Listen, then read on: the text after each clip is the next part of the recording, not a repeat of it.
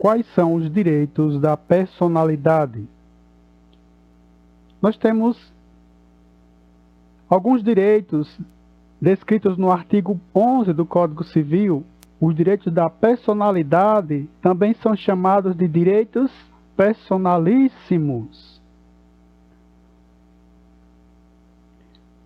Temos o direito da personalidade nas seguintes disciplinas, não só no Código Civil de 2002, mas também nós temos os direitos da personalidade no direito civil, que é chamado de direitos da personalidade. Também os direitos da personalidade descritos na Constituição Federal de 88, denominada de direitos fundamentais.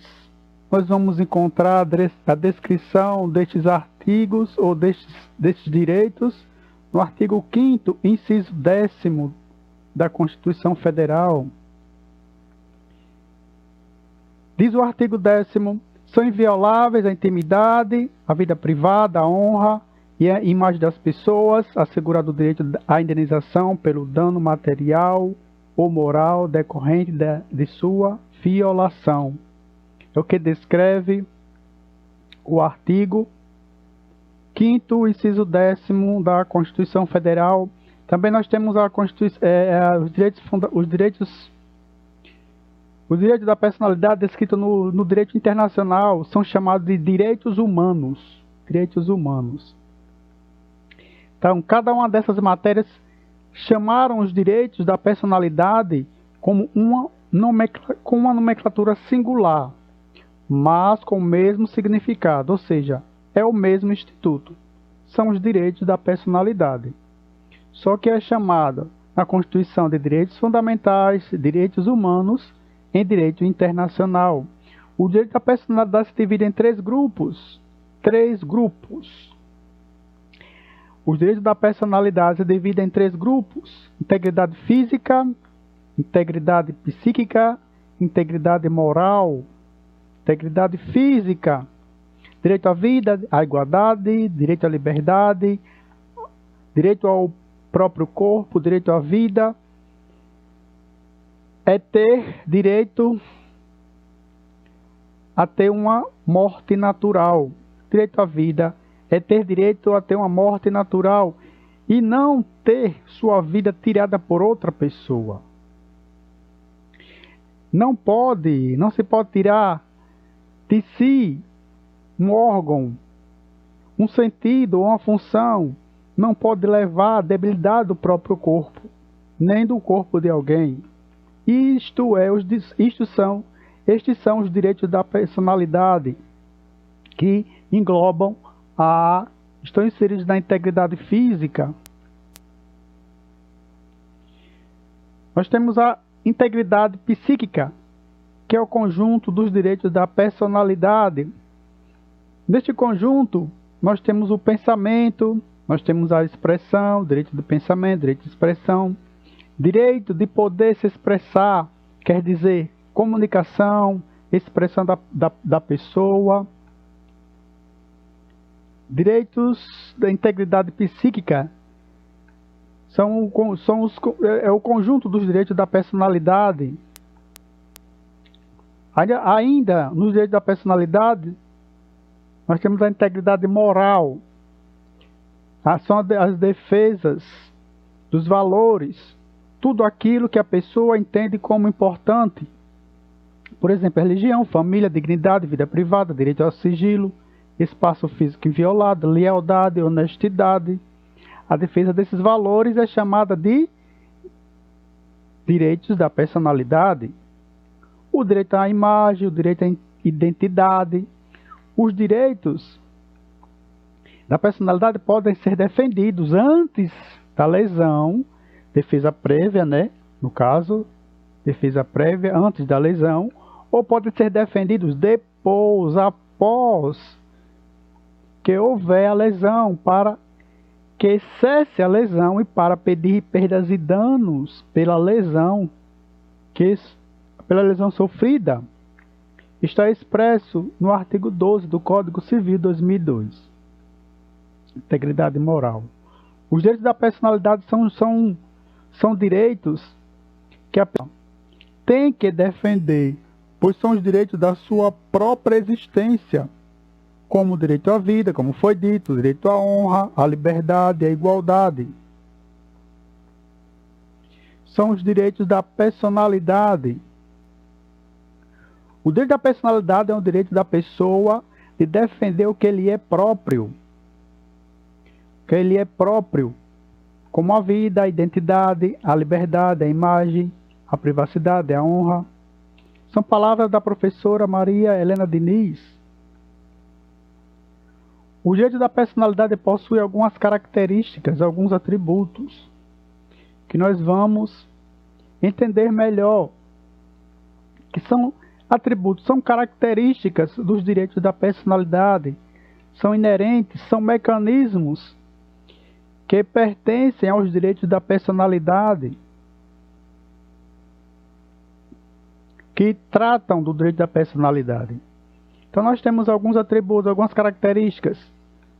Intransmissibilidade, intransmissíveis. Os direitos da personalidade são intransmissíveis, são renunciáveis, são absolutos, são ilimitados, são extrapatrimoniais, são impenhoráveis, são indisponíveis, são imprescritíveis, são vitalícios. São estes os atributos dos direitos da personalidade. Nós contamos 9. O da personalidade é imprescritível, que não tem prazo, que não prescreve. Os direitos da personalidade pertencem à própria existência. Na hora que a pessoa nasce, existe, ela já possui os direitos da personalidade. São inerentes ao ser humano. São os direitos da pessoa. Por exemplo, para se ter direito de propriedade sobre um veículo, tem que ter comprado o veículo. Para se ter direito de locação sobre uma casa, o locatário tem que ter um contrato de locação da casa que deseja alugar. Ao contrário do exemplo dado, para que a pessoa tenha direito à personalidade, ela não precisa fazer nada, basta simplesmente o seu nascimento, basta existir para adquirir os direitos da personalidade. Os direitos da personalidade são amparados, como nós vimos pela Constituição Federal de 88, pelos direitos fundamentais, lado da matéria do direito internacional. Nestes são previstos.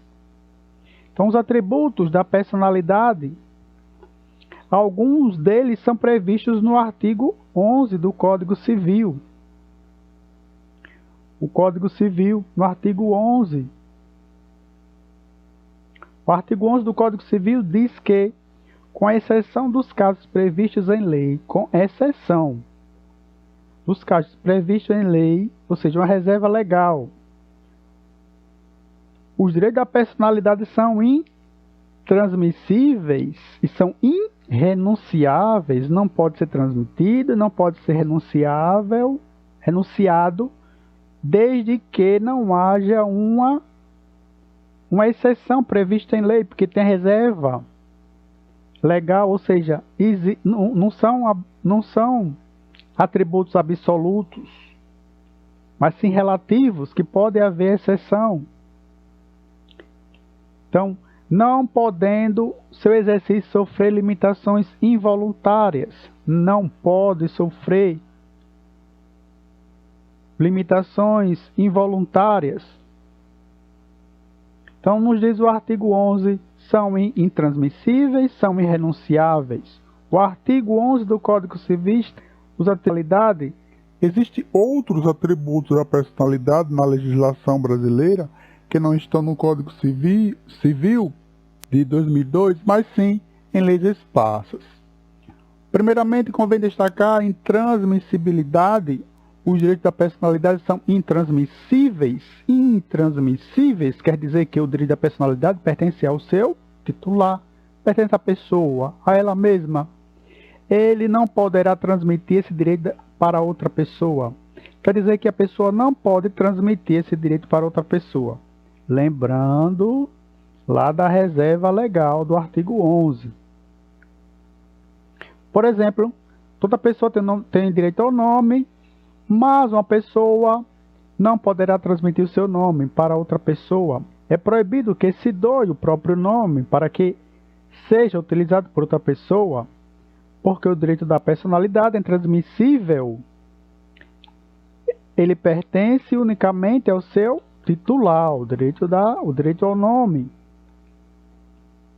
Mas nós temos direitos que são relativos, como o direito à imagem.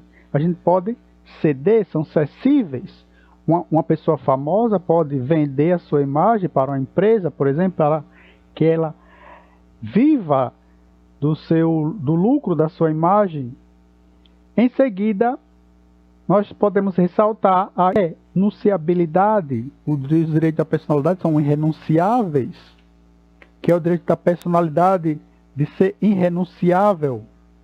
Isso quer dizer que uma pessoa não poderá abrir mão de seus direitos da personalidade. Uma pessoa não poderá abrir mão dos seus direitos da personalidade. Por exemplo, se uma pessoa quiser que outra pessoa lhe tire a vida,